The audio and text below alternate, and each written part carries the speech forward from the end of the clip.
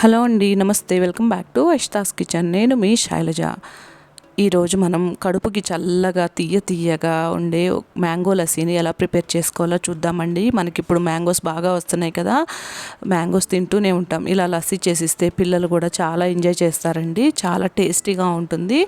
అన్నీ ఇంట్లో ఉండే ఇంగ్రీడియంట్స్తోనే మనం మ్యాంగో లస్సీని ప్రిపేర్ చేసుకోవచ్చు. చాలా ఫాస్ట్గా చేసుకోవచ్చు అండి. పిల్లలు కూడా ఈజీగా ప్రిపేర్ చేసుకునే విధంగా ఈ వీడియోలో నేను మీకు చేసి చూపిస్తానండి. దానికోసం నేను మ్యాంగోస్ని తీసుకున్నాను. ఒక 2 చిన్న సైజ్ మ్యాంగోస్ని తీసుకొని పీల్ చేసుకొని ఈ విధంగా కట్ చేసి పెట్టుకున్నాను. అదేవిధంగా మనం గట్టి పెరుగు తీసుకోవాలండి. మనకి అన్ని ఇంట్లో ఉండే ఇంగ్రీడియంట్స్ అన్నాను. పెరుగు అనేది ఎప్పుడు మనకి ఇంట్లోనే ఉంటుంది కదండి.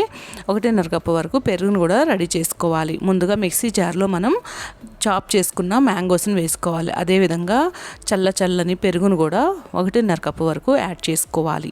తర్వాత నేను హెల్దీగా షుగర్కి బదులుగా తాటి బెల్లం పౌడర్ ఉంటుంది కదండి, ఆ తాటి బెల్లం పౌడర్ని నేను ఒక 4 టేబుల్ స్పూన్స్ వేస్తున్నానండి.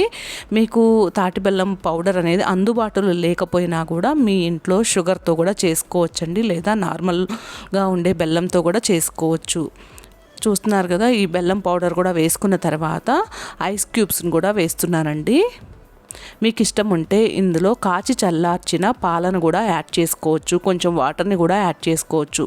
కానీ నేను ఈరోజు ఓన్లీ పెరుగుతోనే ప్రిపేర్ చేస్తున్నాను లస్సీని. చూస్తున్నారు, ఈ విధంగా గ్రైండ్ చేసుకున్న తర్వాత మీకు కనుక ఇష్టం ఉంటే ఇందులో సబ్జా గింజలను కూడా యాడ్ చేసుకోవచ్చండి. మరికొన్ని ఐస్ క్యూబ్స్ని కూడా యాడ్ చేసుకోవచ్చు. నేనైతే ముందు మిక్సీలో వేసాను కాబట్టి ఐస్ క్యూబ్స్ని ఏమీ యాడ్ చేయలేదు. చూస్తున్నారు ఎంత ఫాస్ట్గా ప్రిపేర్ చేసుకున్నాము. ఇలా చేసిస్తే పిల్లలు కూడా వద్దనకుండా తాగుతారండి. మనం ఈవినింగ్ టైంలో టీలకి కాఫీలకు బదులుగా ఇలా మ్యాంగో లస్సీని ప్రిపేర్ చేసిస్తే ఈ వేసవి సెలవులకి పిల్లలందరూ ఇంట్లోనే ఉంటారు కదండి, చాలా ఎంజాయ్ చేస్తారు. పైనుంచి నేను చాప్ చేసుకున్న మ్యాంగో ముక్కల్ని ఇంకా టూటీ ఫ్రూటీని వేస్తున్నాను. ఇవే వేయాలని ఏం లేదండి. మనకి కావాలంటే జీడిపప్పు, బాదం పప్పును కూడా క్రష్ చేసుకొని వాటిని కూడా వేసిస్తే పిల్లలు ఎంతో ఎంజాయ్ చేస్తారండి. నా ఛానల్ని ఫస్ట్ టైం చూస్తుంటే తప్పకుండా వీడియోస్ని సబ్స్క్రైబ్ చేసుకొని వీడియోస్ చూడండి ఫ్రెండ్స్. వీడియో చూసిన వెంటనే లైక్ చేయటం అస్సలు మర్చిపోవద్దండి. వీడియో చూసి సపోర్ట్ చేస్తున్న వాళ్ళందరికీ చాలా థ్యాంక్స్ అండి.